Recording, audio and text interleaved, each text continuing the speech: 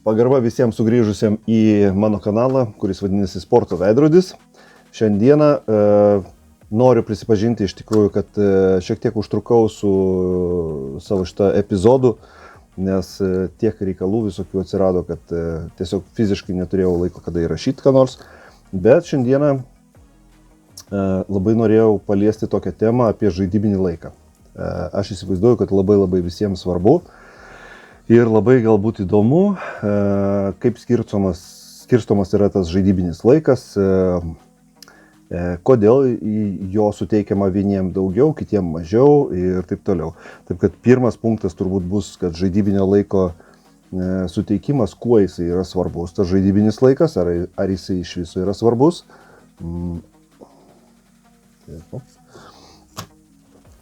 Tada antras. Kaip tobulinasi žaidėjai, jeigu jie žaidžia daug arba žaidžia mažai. Tada yra, kaip maždaug skirstomi yra puolėjų trejetai ir gynėjų dvejetai. Ir atitinkamai, aišku, aptarsim, kiek jie laiko gauna ir kodėl jie daugmaž tiek gauna, tiek, kiek jie gauna. Tie žaidėjai, kurie gauna daugiau žaidybinio laiko, kuo jie skiriasi nuo paprastų žaidėjų, kurie žaidžia mažiau. Jie, ta prasme, tie patys žaidėjai, kuo jie vieni nuo kitų skiriasi, kad treneris nusprendžia vienų ar kitų naudai, nenaudai. Ir turbūt paskutinis bus toksai kaip punktas, tai jeigu jūs, kuris galbūt dabar žaidžiate ledo ritulį, žiūrite mano šitą epizodą, galbūt jūsų vaikas, dukra, sūnus žaidžia ledo ritulį ir gauna mažai laiko. Ką iš principo reiktų daryti, kad tą laiko kiekį galima būtų šiek tiek padauginti. Ir kad vaikas galėtų gauti to arba užsitarnauti, sakykime taip, gal galim pavadinti užsitarnauti to žaidybinio laiko daugiau. Tai gerai, pirmas punktas, iš karto netampysiu, kaip sakant, ožio už ragų. Žaidybinis laikas, kuo jis svarbus.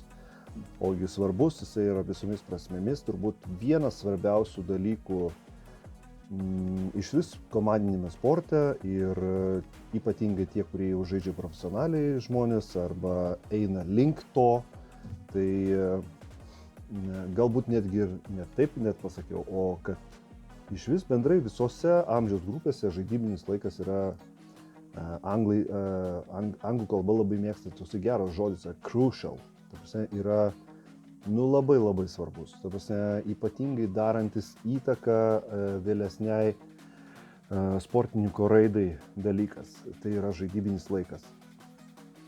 Atrodo, toksai menkniekis turėtų būti, kad turėtų sakyti, kad svarbu yra gerai mesti, greitai čiuožti, puikiai čiuožti, daug įvarčių įmušti ir daug asistų gauti, perdavimų ir taip toliau. Visa tai, aišku, yra labai svarbu, bet su mažai žaidybinio laiko tai yra labai sudėtinga padaryti. Taip kad žaidybinis laikas yra tas toksai apčiuopiamas dalykas, link kurio sportininkas turėtų temptis ir stengtis gauti kuo, čia kaip pinigas toksai, nes kuo daugiau žaidėjas gauna laiko žaisti aikštelėje, tuo jisai labiau tobulėja. Taip kad šis dalykas yra labai svarbus. Dabar antras punktas, tai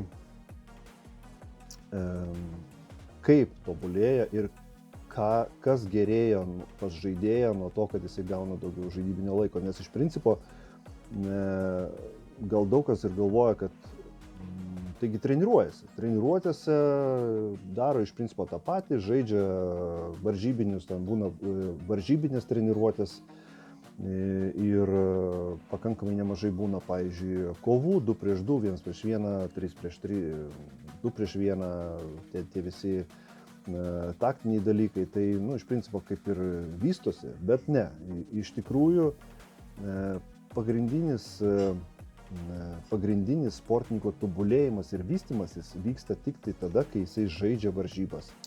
Taip, kur aš sustojau taip. Tai kaip tobulėja žaidėjai, kurie gauna žaidybinio laiko. Kuo tas žaidybinis laikas toks yra svarbus ir ypatingas, kad dauguma tėvelių, mamyčių, giminių stengiasi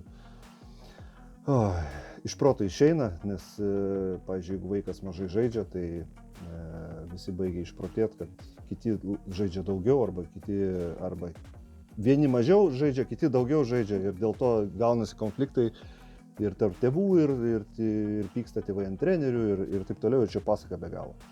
Bet, taigi labai svarbu, kur tas šuo toks pakastas, kad visiems to žaidybinio laiko labai reikia, nes yra žmonių, kurie net seka su matuokliu,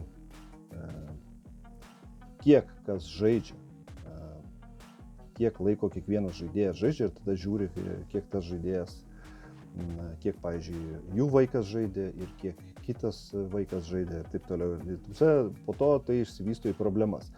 Ir tai yra iš tikrųjų ne tėvų, sakykime, problema, aš manyčiau. Tai yra problema, kad tėvai iš nežinojimo arba iš kažkokios desperacijos, iš nežinojimo. Nes treneriai dažniausiai nekalba ir nieko nesako apie tai. Tai atėjo tokie aš nežinau, bet, iš principo, lyg sportas ir neturėtų būti su tėvais nieko susijęs.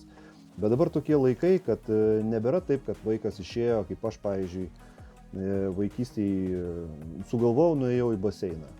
Sugalvojau, nuėjau į orientacinį sportą, sugalvojau, nuėjau į lengvą atletiką. Kur norėjau, ten ėjau, mano tėvai iš vis nesidomėjo ir nežinojo, nei kur aš einu, nei ką aš darau. Ir nieko.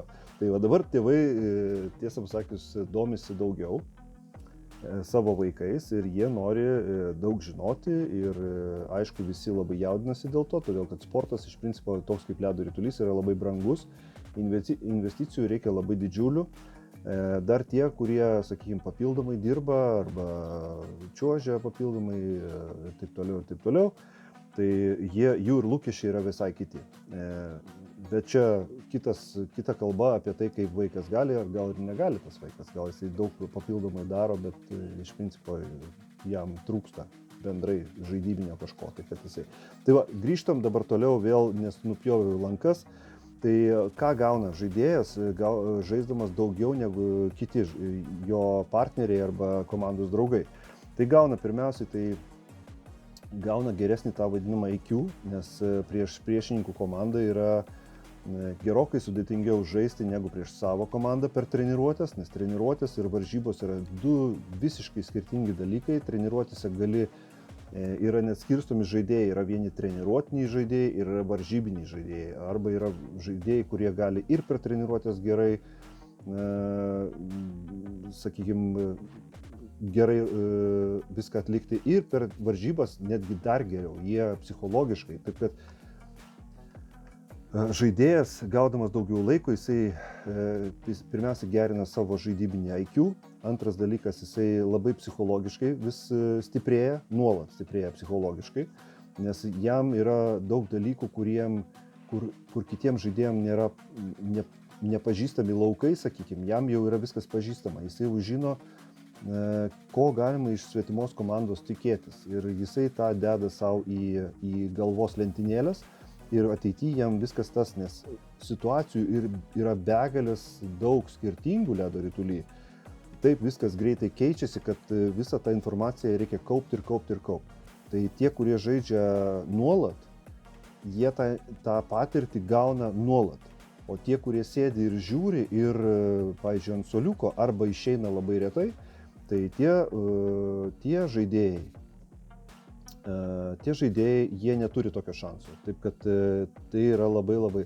Dar trečias dalykas, kad IQ pasakiau, psichologiją pasakiau, tada varžybos yra visiškai kitas spaudimo lygis, atsakomybės lygis visai kitas. Tai reiškia, padidėja gerokai, pakyla temperatūra prie pačio to spaudimo lygio. Taip, kad visas tas driblingas, ką jie daro per treniruotės, kur jie bandosi, sakykime, per treniruotės kažką tai bando tokius pakartojimo, repetitinius tos judesius, kaip, pavyzdžiui, driblingas, čiuožimas ir taip toliau. Pats tas jų panaudojimas tikrasis atsiranda tik tai per varžybas. Ir čia ne aš sugalvojau, čia yra, pavyzdžiui, paskaitykit, kas netingėsit, aišku, yra Scotty Bowmano knyga, toksai treneris NHL buvo, gal jis dar gyvas, net dabar tikrai nepasakysiu, bet jo knyga yra apie būtent treniravimą ir kaip jisai NHL buvo ir kaip jisai ten treniravo. Bet pagrindinis dalykas tas, kad jisai sakė, kad žaidėjai visada suranda chemiją geriausią, tarpusavio tą susižaidimą suranda tik tai varžybų metu, ne treniruočių. Dėl to jisai visus, pavyzdžiui, puolėjus arba gynėjus išbandydavo tik tai varžybose. Kaip jiems seksis, pavyzdžiui, naujam trejetui, naujam dvejetui, naujam penketui, kaip susižaisti, jisai tik tai žiūrėdavo per varžybas, nes tikra chemija atsiranda tik tai per varžybas. Taip sako Scotty Bowmanas, aš nežinau kaip, bet mano pastebėjimu iš tikrųjų taip ir yra. Kiek aš stebiu ledo ritulį jau daug metų, mano manimu, kad yra dalis tiesos tame, kad žaidėjai tikrai susižaidžia, nes visai kitas tas toksai, tu žaidi, treniruotėj tu treniruojas, to žaidimo kaip ir tokio nėra, o čia jau išeina ir žaidžia. Jau tikras žaidimas atsiranda. Ir netgi pastebėkit, pavyzdžiui, kaip yra, jeigu ateina žmonės pažaisti tie, kurie, sakykime, penktadieniniai Lietuvoje tokie, arba alaus gėrėjai, sakykime, nepykit dėl alaus gėrėjų, čia tiesiog toks posakis. Tai žmonės žaidžia. Ir tas matosi labai. Tai nėra kažkokie struktūriniai judesiai, taktiniai manevrai. Tiesiog toksai plaukiantis geras būna žaidimas, jeigu dar šiek tiek turi įgūdžių vyrai, tai iš vis būna smagu žiūrėti net ir tuos vadinamus alaus gėrėjus. Taip kad, tai kiek daug dalykų gauna teigiamų žaidėjas, kuris turi daug žaidybinio laiko. Aišku, yra ir tam tikrų tokių nedidelių niuansų, kas neigiamai galbūt įtakoja, kai daug laiko gauna žaisti, tai aišku, traumų labai didelė galimybė didesnė gauti traumas, tada psichologinis nuovargis, nes psichologiškai stiprėja žmogus, bet tuo pačiu ir jisai išnaudoja savo nervinę sistemą, jam reikia labai daugiau ilsėtis negu visiems kitiem. Ir daugiau atsistatymo dirbti ir valgyti maistą ir taip toliau. Tokie žaidėjai, jie turi į save ir investuoti visai kitam lygyje. Jie žaidžia daug, taip, bet jie nuvargsta visai kitaip, jie atsakingiau žiūri į savo bendrai sportą kaip profesija, sakykime, toksai dalykas. Jie labai į save daug investuoja. Jie nebereikalo žaidžia ir nebereikalo turi daug žaidybinio laiko. Gerai, toliau. Dabar, kas liečia, pavyzdžiui, trejetų išdėstymus, tai aš turiu omeny net ne penketai, bet trejetai. Tai yra puolėjų trejetai.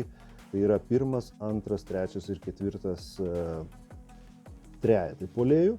Tai akivaizdu, kad pirmas trejetas gauna daugiausiai žaidybinio laiko. Ne taisyklė, bet iš principo jau ypač vyresniam amžiui, tai faktas, kad pirmas gauna daugiausiai, antras iš principo beveik panašiai, trečias gauna mažiau ir ketvirtas arba iš vis negauna laiko, arba ten gauna tarp 5-8 minučių.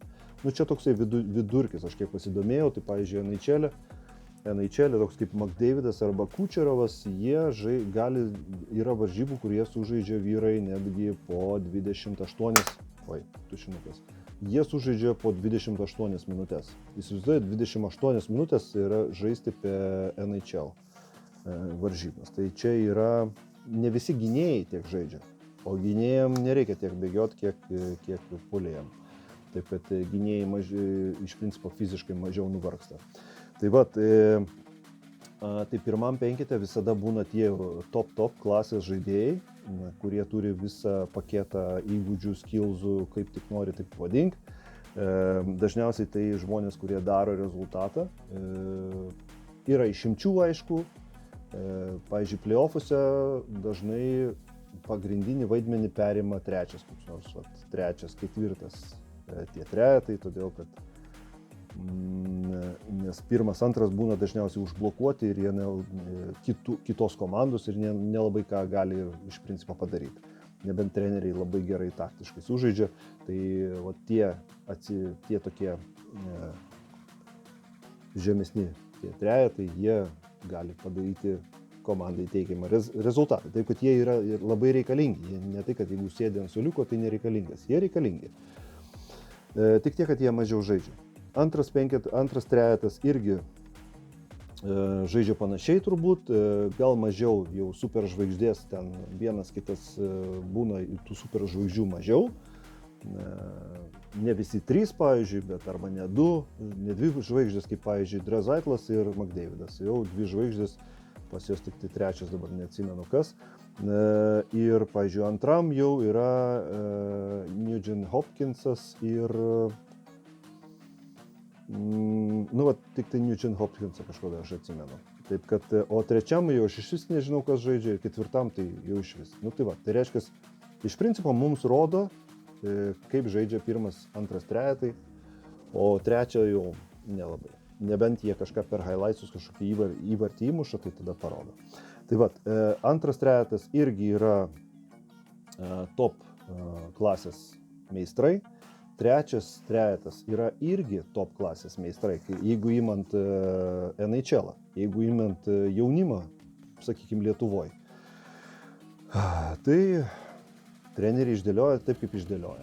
Aš nežinau, ar jie pagal įgūdžius išdėlioja, ar pagal kažką kitą. Trečias trejetas yra tas, kuris gesina kitos komandos pirmą trejetą. Ta prasme, neduoda jiem žaisti. Jie bando visai blokuoti jų visus sumanimus ir įžaidimus. Tai vat jų toksai yra, sakykime, griovėjų vaidmuo. Jie turi dažniausiai gerai labai lėkti į priekį ir atgal, labai gerai gintis, labai gerai žaisti kūnu, išmušti iš vėžių priešininkus, įmesti ritulį į priešininkų zoną ir staigiai keistis. Žaidžia tokie žmonės nedaug sekundžių, sakykime, 30 maksimum. Turbūt 30, net 40 turbūt netraukia. Nebent jos užsuka kažkas tai gynybiniai zonai, tai tada taip.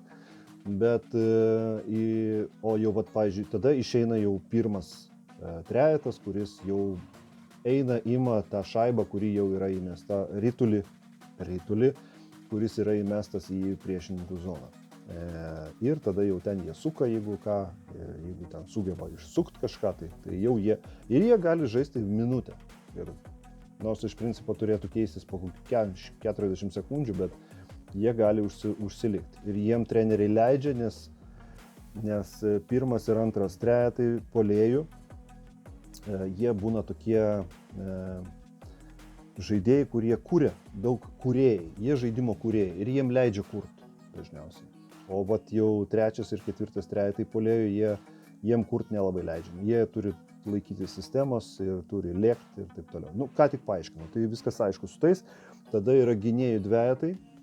Dėl ketvirto trejeto, tai dažniausiai, turbūt sakiau, bet dažniausiai jie sėdi, žiūri, kaip žaidžia kiti, arba labai ten trumpai išeina, pabūna, galbūt gynybiniai zonai duoda pailsėti iš principo visiems kitiem.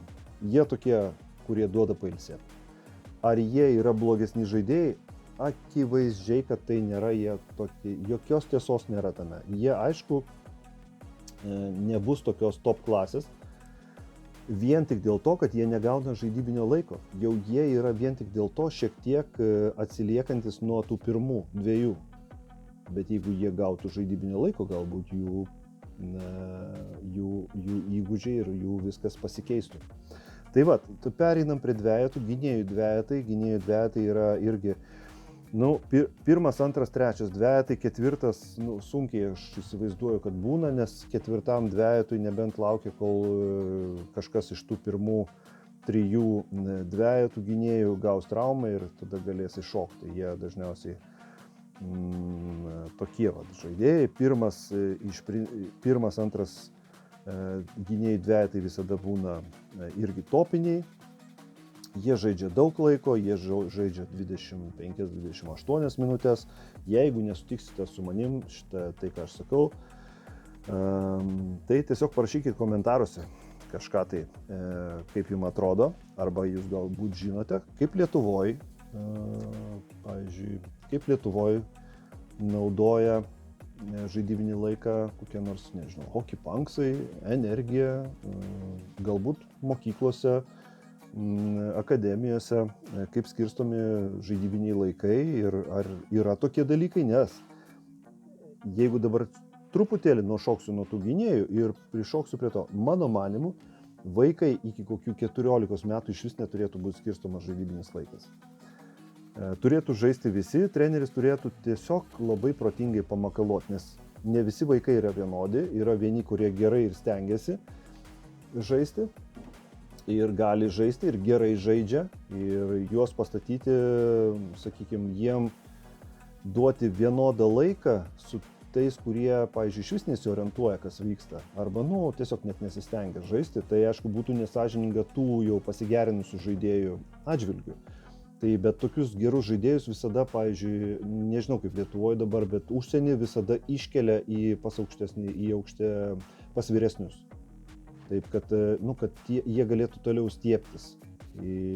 O tie jau, kurie nelabai, tai jie lieka savo amžiui, ten gali čiaužinėti, ką nori daryti. Bet tai tokie dalykai. Šiaip, mano manimu, turėtų būti iki tam tikro amžiaus, visi vienodai laiką gautų ir žaistų, bet tie, kurie stengiasi labiau, arba gabesni, arba dėl kažkokių priežasčių, jie turėtų būti iškelti pas vyresnius. Manyčiau, kad kokie nors 16-mečiai jau galėtų netgi Lietuvoje ir su vyrais treniruotis be jokių problemų. Jeigu yra geras vaikas su gerai valdo ritulį, gerai čiuožia, tokį reikia pratinti, nes jam reikia šiokią tokią ateitį ir netgi duot karts nuo karto išeiti į aikštelę sužaisti. Net ir 16-mečiai. Švedai puikiai tą daro. Argi čia Švedijoje yra, pavyzdžiui, 17-metis nesenai įmušė įvartį SHL varžybose. Ar jisai kažkom skiriasi, ar jisai kažkoks ten dievo numestas iš dangaus super duper žaidėjas? Ne.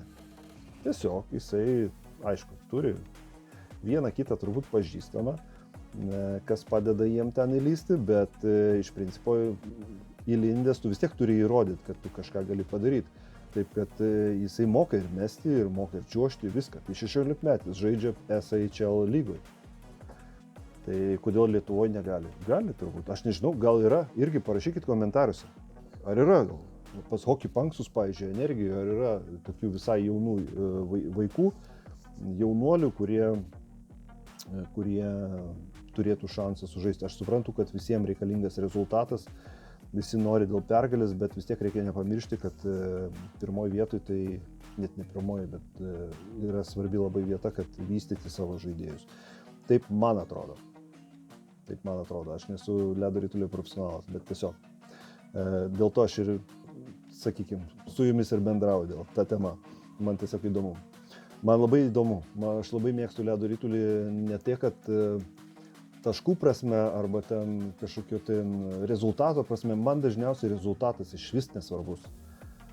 Mane labiausiai žavi tai žaidėjų įgūdžiai, sugebėjimai, tai, ką jie moka, kaip jie panaudoja, jų greitis, jų čiuožimas, jų driblingas, jų mąstysena, kietas žaidimas kūnu.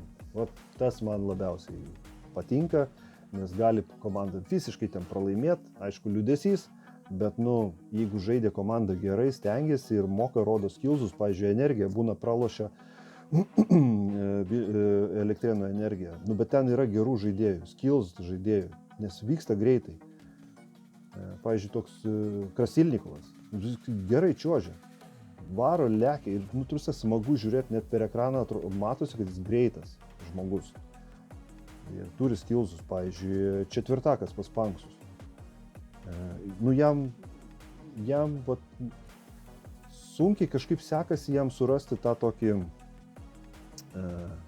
nežinau, partnerius jam nes jis labai greitas, jis labai vikrus, labai greitas, viską jisai turi, gerai varo, viską jisai moka ir patraukti, ir pastumti, ir įmesti, ir įduoti nosį, jeigu reikės, viską turi.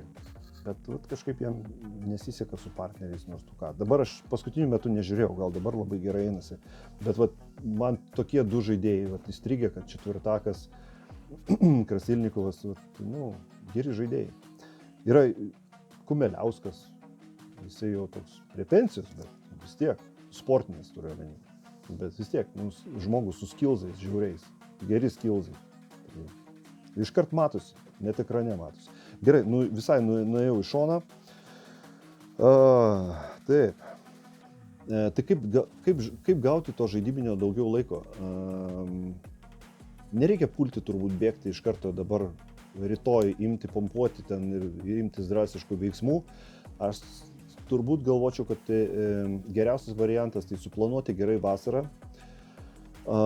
užsakyti trenerį, surasti trenerį, kuris treniruoja ne bodybuildingą, o ledo ritulį, nes tai yra labai labai svarbu ir labai visiškai žiaurus skirtumas tarp bodybuilderių ir kultūristų ir ledo ritulininkų. Bendrai sportinis treniravimasis su svoriais ar be svorių yra labai svarbus. Tada reikia būtinai turbūt daugiausiai laiko įdėti driblingui su lazda, skirti mažiausiai 15 minučių į dieną, čia mažiausiai. Geriausiai būtų kokį pusvalandį gerą. Ir padirbėti gerai visokiausiais būdais. Tada vasarą gerai, aišku, pačiuošti jau papildomai, kokią Liepos visą mėnesį, Liepą, rugpjūtį. Tiesiog ekstra papildomai su čiuožimo treneriu. Nes jeigu pats sakysi vaikui, eik ten čiuožk, mokinkis pats, nieko čia nebus, galit pamiršti, vaikas pats čiuožti neišmoks. Reikalingas treneris. Į stovyklą galima užsirašyti vieną kitą, kad, pavyzdžiui, čiuožimo. Rekomenduočiau geriausiai turbūt čiuožimo. Nors, aišku, jeigu jaunesni vaikai, tai galima visas miksas, kad jiem būtų linksma ir driblingo, ir to, ir ano. Tokie dalykai. Tai ir galima turbūt netgi skirti laiko kokiam PlayStation'ui, pažaisti NHL žaidimą. Tas irgi labai pagerina patį IQ. Tada vienas iš turbūt tokių svarbių dalykų tai yra vizualizacija, treniruoti savo vizualizaciją. Metimai, būtinai reikia mėtyti. Ir mėtyti irgi reikia nebele kaip, o labai šiuolaikiškai. Aš pavadinčiau tai šiuolaikiškai, nes, nepykit, jeigu kažkam dabar aš užkliūsiu, bet aš esu matęs Lietuvoje dabar yra tokia vieta, kur galima mėtyti į tuos tokius pseudo vartininkus tam ekrane ar kažkas tokio. Ir kiek aš matau, visi vaikai mėto neteisingai. Visi mėto senoviškai. Niekas taip nebemėto. Reikia jau keisti šitą reikalą. Tai tas yra labai svarbu. Mėtyti teisingai, skirtingus metimus irgi tobulinti, ypatingai perdavimai, labai svarbu perdavimai, pasai visi, ypatingas dėmesys skirti perdavimam į nepatogią, atiduoti iš nepatogios ir priimti į nepatogią. Tai tiek daug tų skillsų, jie ir iš principo sudarys vėliau sezono metu Nes tą skirtumą ir treneris galbūt per jūsų vaiko arba jūsų treniruotę pamatys, kiek jūs darbo įdėjote ir šiaip automatiškai pasimatys jūsų darbas. Nes atidirbus nuo balandžio arba nuo gegužės, sakyčiau, reiktų pradėti turbūt balandį ruoštis. Nuo balandžio iki rugpjūčio mėnesio, čia yra, labai grubiai yra, toks netikras, bet pusmetis, galima sakyti. Tai kaip galima pasiruošti? Tai, žiauriai. Gali pasidaryti žvėrių per tą laiką. Ir treneris tikrai tą pamatys. Ir jeigu dar plus žaidėjas, kuris jau ištobulėjo visais fiziniais aspektais, jisai dar ir psichologiškai pasigerins, todėl kad jisai jaus save, kad jisai turi jėgos daryti skirtumą aikštelėje. Jisai gali pakeisti įvykių eigą, jisai gali galbūt motyvuoti kitus žaidėjus, nes tai irgi yra didžiulis toksai kriterijus, pagal ką yra skiriamas žaidybinis laikas. Nes žaidėjas gali ir neįmušti įvarčio, gali ir perdavimo neatiduoti, bet jisai yra tas, kuris daug gali padaryti aikšteliai, to, ko reikia treneriui. Ir viskas, jisai gaus ekstra to laiko. Gal Lietuvoje ir daug kas galvoja, kad perspektyvos Lietuvoje yra jaunuoliui žaisti, yra mažai perspektyvų patekti kažkur tai aukštesnį lygį, bet aš tai sakyčiau taip, kad labai svarbu, ką pats žmogus galvoja. Jeigu jūs ar jūsų vaikas išmoks matyti save, keliantis Stanlio taurę į viršų, jūs niekada negalite žinoti, kad to tikrai neatsitiks. Nes jeigu jūs iš karto nurašysite tą tokį, kad čia neįmanoma, tai faktas, kad ir tai taps neįmanoma. Taip, kad nepamirškite, yra pagrindinis dalykas, yra vizualizuoti visą savo į priekį gyvenimą, matyti save čempionu, mažiausiai visada. Visi čempionai save matė čempionais. Visi matė, visi vizualizavosi. Nuo Schwarzeneggerio, baigiant, Lewisiu Hamiltonu, Schumacheriu, visi jie tą daro ir visi vizualizuojasi. Taip, kad arba vizualizavosi. Taip, kad nenustokit dirbti, lavinkit savo visus įgūdžius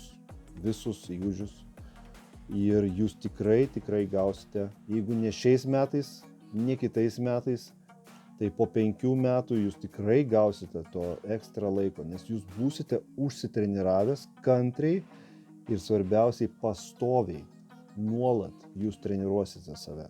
Jeigu nemesite anksčiau laiko, nes dauguma meta. Dauguma neišlaiko ir meta, nes neturi to consistency, neturi to nuolatinio pastovumo. Ir kuo daugiau meta, tuo geriau tiem, kurie nemeta. Va taip, to ir baigsim savo epizodą, baigsiu tą tokią gaidą.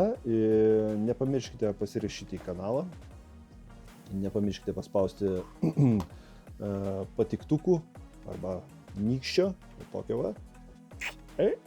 Ir komentuokit, nes mažai komentuojat. Ar bijot komentuoti, ar nedrįstat komentuoti, tai nebijokit. Pabendraukim, pažiūrėsim, kas bus. Visiems sėkmės, susimatom kitą kartą.